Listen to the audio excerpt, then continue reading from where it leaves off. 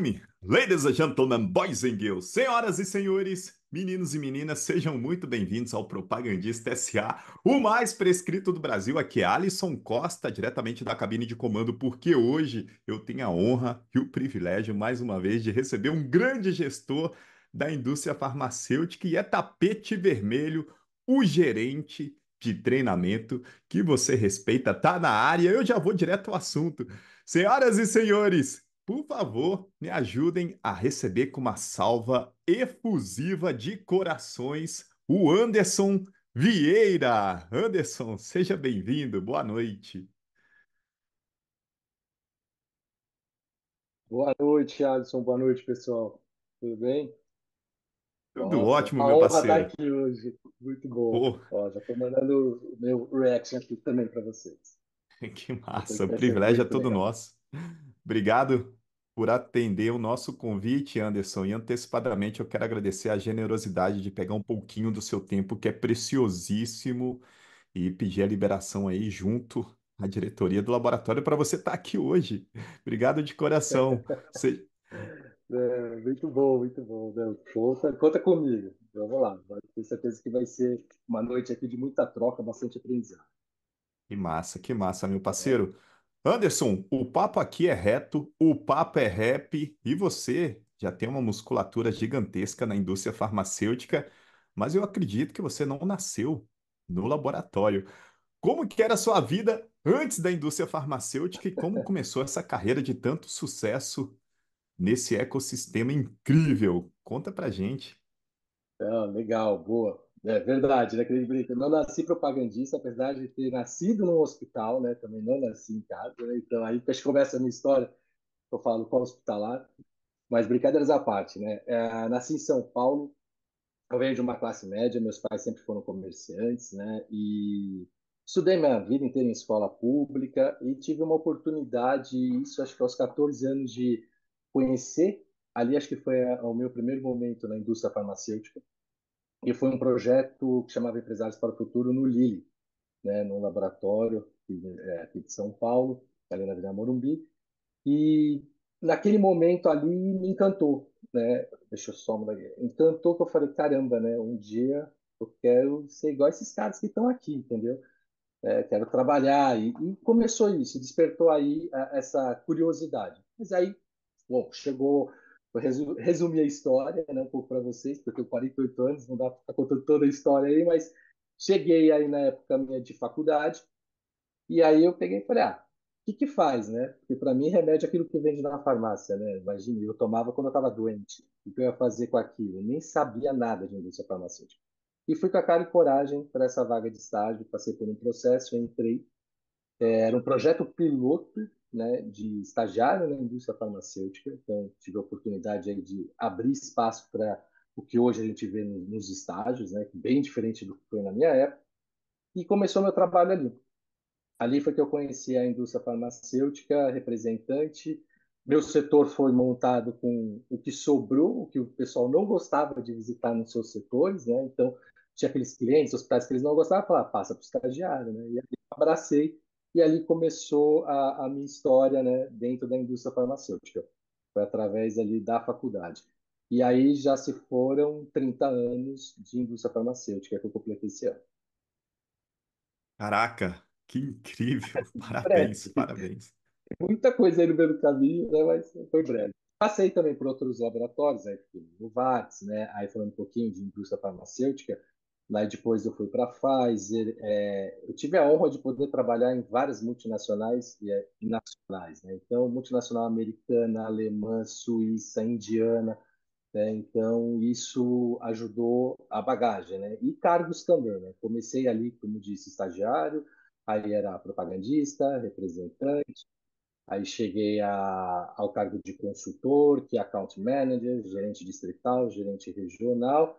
E aí, algumas viradas da vida, eu falei, poxa, por que não ir para o treinamento, né? Conheci inteligência comercial, efetividade da força de vendas, mas aí fui fazer um job rotation no treinamento, isso no Abbott. Foi uma das casas que eu acabei ficando 13 anos, entre Abbott e Abbott. E aí fui para um projeto de desenvolver liderança, já estava como líder na época e foi bem bacana esse projeto. ajudar a construir esse projeto de treinamento para líderes. E aí acabei gostando. Falei, caramba, o que eu faço aqui como líder, com o meu time, com a minha equipe aqui, com 7 consultores, eu tinha 4 estagiários na época, eu falei, por que não fazer isso numa escala maior agora, né? Poder fazer isso com vários outros times. E aí foi isso que me encantou. Eu falo que eu sou apaixonado por pessoas, né? Então, e de desenvolver pessoas também. Eu vim descobrindo isso aos poucos. Eu comecei minha formação em comunicação social, depois fiz especialização em marketing. Sou hoje tenho pós-graduação em saúde mental e desenvolvimento humano. Depois sou psicanalista também. Então, assim, aí fui desenvolvendo e falar, caramba, né? Essa parte de treinamento chamou bastante atenção. Mas o sangue que corre na veia ainda é do Bom Dia Doutor, é da pasta. Então tudo começa com a pasta, né? E toda essa bagagem. E Caraca, foi aí sim. pessoal também que eu falei, né? Então, eu falei só da idade, então, sou casado, tenho 2 filhas, né? Ana Júlia e Catarina. Ana Júlia, 23 anos, a Catarina agora vai completar 18. A Catarina vai iniciar agora a faculdade, a fase dela, né? E vai fazer odonto, segundo ela, mas tudo pode acontecer até o final do ano, aí mudar. E a Ana Júlia seguiu a carreira de biomedicina e hoje acho que tão apaixonado pelo que eu faço, né? Ela acabou seguindo também a carreira na indústria farmacêutica. Hoje ela trabalha em outro laboratório, está na área de marketing também e já preparando a transição dela para ir para o campo para fazer o trabalho aí, conhecer o campo, como que funciona. Que incrível. Parabéns, meu parceiro, parabéns.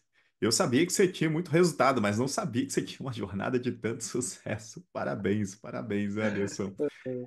E vem cá, eu anotei bastante informação e você Vamos praticamente passou por todas as carreiras ligadas à força de vendas. Você começou como estagiário, depois foi para rep, migrou para consultor, de consultor teve também a parte de GD, gerente distrital de GR, que você comentou, e agora está na posição de treinamento e desenvolvimento da força de vendas. Quais foram os pontos de inflexão que você viu para estar pegando cada bastão desse e crescendo dentro das companhias e crescendo na sua carreira também? Como que você criava essas oportunidades para ocupar esses cargos? Legal. Boa pergunta. Que a gente fala, né? Criar as oportunidades, né? Fazendo uma analogia aí com o que a gente acabou de ver nas Olimpíadas, né? Com o Medina, né? E com outros, adoro surf, né? É aquela coisa, surfar a onda, mas você tem que estar preparado e a onda tem que vir na hora certa, né? E como, né? E como se preparar aí. Eu sempre fui uma pessoa. Hoje vocês escutaram já falar muito sobre isso, né? Desafiar o status quo, né? O que é o desafiar o status quo? Eu vou um pouquinho mais lá para trás. É que curiosidade. Eu sempre fui muito inquieto, muito curioso e sempre olhando assim. Eu sabia o que eu queria, né? De que forma, né? Eu sabia que eu queria chegar lá, mas de que forma que eu ia fazer isso, eu tinha que estar sempre me preparando. Então foi algo que eu fui buscando, né? Hoje eu falo que nós temos uma grande vantagem, né, Alisson? Essa questão hoje da informação, ela é muito mais rica, ela é mais fácil, né? No passado não era assim, quem sabe aqui já lembra de algumas histórias, é um pouco mais difícil você ter toda eu falo, toda essa quantidade de informações que a gente tem hoje, cursos que você pode se desenvolver. Então, eu acabava ali contando muito com os meus colegas, eu sempre me espelhava em pessoas que estavam trabalhando comigo, os meus mentores também. Então, poxa, eu quero chegar a consultor. O que que faz um consultor? É a primeira pergunta, né? Então aí começava, eu ia atrás dessas informações. O consultor, ele precisa ter essas skills, né, as famosas skills, tem que ter essas habilidades, ele tem que ter muito conhecimento. E aí eu ficava olhando, então era rap, legal. Passei por várias linhas, generalista, cardio, sistema nervoso central, e aí por aí vai, né? Se eu for enumerar aqui, acho que passei praticamente por todas. Aí eu olhava e falava assim, tá bom, mas agora eu quero ser igual aqueles caras que eu estou vendo chegar ali, com um carro diferente, né, até com uma forma de falar com o médico diferente. Por que que ele entra lá dentro do consultório e fecha a porta? Por que ele senta? E o que que ele faz de diferente? Por que que ele, no hospital, ele não vem só aqui no ambulatório, ele vai em outros lugares? E aquilo eu falei, eu quero ir para o hospitalar, ganhar mais, tinha outro status, né, uma outra visibilidade. E aí começou. a minha busca através disso, né? Sim, teve vários nãos, né, ao longo do caminho, mas aquela coisa, não dá para desistir no primeiro não. Então eu chegava e falava, tudo bem, né? Não foi agora, vai ser, vou fazer os caminhos. E aí, e sempre aprendendo, até chegar no momento, por exemplo, entrar em mercado público, por exemplo, participar de uma licitação. Hoje, hoje muita coisa acontece eletrônica, né? Mas naquela época era tudo no presencial, você participar de um pregão, de um edital, e se com uma pasta com documento gigante ali, participar dessas reuniões, assim, vender para um órgão público, como que funciona isso. Então, você entender tudo isso do mercado, né? Entender toda essa dinâmica do mercado. E assim foi com cada área. Quando eu fui para a liderança, até uma história interessante aqui. Eu falava na época pro meu GD, eu falei assim, eu vou ocupar a tua cadeira. Eu falei, você me prepara porque você vai ter que ter uma linha de sucessão. E aí ele fala, nossa, é direto, né? Eu falei, não, é você vai subir, né? E eu vou pegar e vou subir junto, né? Eu falei, só que eu quero estar preparado para esse momento. E aí um dia eu estava lá sapeando, já tinha aquelas universidades corporativas, onde faz onboard, Uhum. treinamento, e deixaram todos os treinamentos de liderança abertos lá. Acho que foi uma falha de TI, alguma coisa assim. E eu fui e comecei a fazer todos os cursos de feedback, coaching, recrutamento e seleção, tudo que tinha lá que era papel do GD. Falei, bom, não é o que eu quero fazer, então eu já vou começar a estudar desde já. E aí comecei a estudar. E aí foi legal, porque um dia batendo papo com ele, ele falou assim, caramba, mas você já sabe das técnicas, né? De um monte de coisa aí, você andou estudando. Eu falei, estudei e expliquei o que tinha acontecido. Ele deu risada. Ele falou, legal. Ele falou, vou te falar uma frase. Ele falou assim, a hora que os outros, seus colegas, seus pares, estiverem te vendo como gestor, ele falou, é o momento. Aí você vai ver que você está preparado. Ele falou assim, mas isso envolve comportamento. Não, você está fazendo toda essa parte de conhecimento técnico, mas você vai ter que desenvolver suas habilidades e ter um comportamento, uma cabeça de gestor. Não é tão fácil. E aí ele foi dando algumas vezes, eu falei, legal. Sempre pedia feedback, adorava quando saía a campo, né, com ele, né? Tem gente que não gosta, mas eu falo, era o momento ali de se expor, era o momento de mostrar o meu trabalho e visibilidade, falo que isso é importante, né? Então, quando ele saía duas, três, quatro vezes no mês comigo, eu aproveitava para esse momento para poder estar lá mostrando meus resultados, meu trabalho também para ele. Então, é um pouco disso, né? É um pouco dessa inquietação. Que aula, senhoras e senhores. E Anderson, se você me permite, eu coloquei até aqui no bate-papo um contexto que você foi trazendo e me deu muita clareza que, primeiro, você tinha um objetivo, você sempre sabia aonde você queria chegar. Segundo, você tinha referências, você se apoiava em pessoas que já chegou onde você estava tendo como seu objetivo. E aí você desenvolvia competências. Você tinha essa autonomia de buscar informações para ocupar aquela posição e depois era frequência e sequência, você dava continuidade e alcançava esses objetivos. Que incrível, que incrível. Deu para desenvolver uma metodologia que quem pegou, pegou, galera. Quem não pegou, vou falar para vocês que mais claro que o Anderson trouxe aqui não tem. E vem cá, por que que você hoje a gente vê que a força de vendas, principalmente ligada no canal hospitalar, que a gente chama de canal non-retail, que é o canal hospitalar, ela acontece várias negociações complexas, que pode envolver licitações, podem envolver operadoras de saúde, podem envolver instituições particulares. Por que que você considera que o canal hospitalar é a tropa de elite da indústria farmacêutica? É onde estão os talentos que se destacam nesse mercado? Boa. Essa é uma pergunta de milhões aí, né? Mas só voltando um pouquinho, né?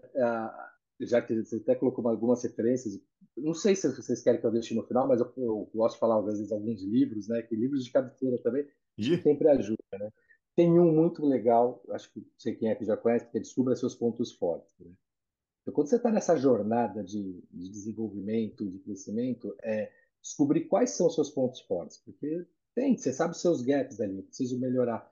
Então, trabalhar as duas coisas, o que eu preciso desenvolver ainda, o que eu não tenho desenvolvido, mas o que eu tenho desenvolvido é manter esses pontos fortes, é dar visibilidade para esses meus pontos fortes também, que vai ajudar.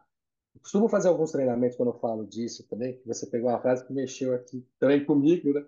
Você fala que todo mundo aqui acho que já assistiu o filme da Alice, usa aquela frase do diálogo da Alice com o coelho, né?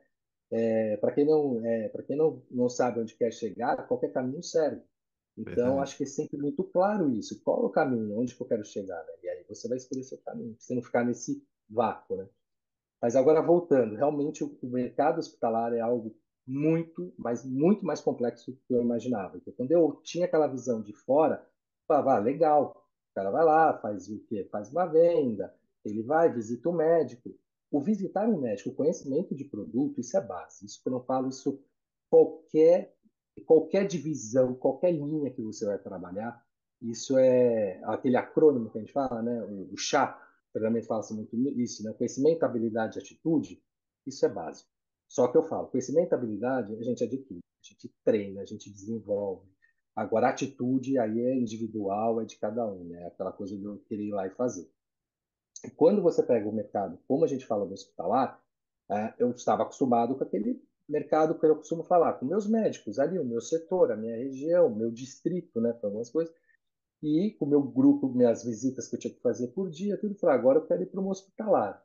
E envolve que é aquela virada de chave. Agora não são só aquele médico que é o prescritor, onde eu tenho que ir lá e conquistar meu receituário, onde eu tenho que mostrar os meus diferenciais frente aos outros players, os concorrentes. Não, agora eu tenho uma conta na minha mão. E aí, a partir do momento que a gente, quando eu falo, coloca o pé dentro de um hospital, tem que entender tudo, literalmente tudo que acontece dentro daquele hospital. Quando eu falo, cada corredor dentro do hospital, cada cliente ali. Então, você vai ter vários médicos que você vai visitar e você vai fazer sua propaganda ali, trazer os seus diferenciais, falar por que o seu produto é bom, tudo isso faz parte. Só que dentro do hospital, a negociação ela não para aí. É que eu não falo. Então, tem que gostar de atuar com múltiplos stakeholders. Né? E o que são esses múltiplos stakeholders dentro de um hospital? Compras. O comprador é um fator, eu falo, é uma persona, a gente fala personas, é uma persona importante dentro do hospital. O comitê de padronização, a farmacêutica, o enfermeiro. Se você está trabalhando com produtos, que nem, na minha época eu trabalhei muito com anestésicos, né, produtos dentro do centro cirúrgico, e trabalhei com produtos dentro de UTI, para a especialidade para os intensivistas. Então, alguns produtos, por exemplo, você tem equipamentos, devices, né, que a gente fala, às vezes uma bomba de infusão, um vaporizador, que você vai precisar para usar um anestésico, um opioide.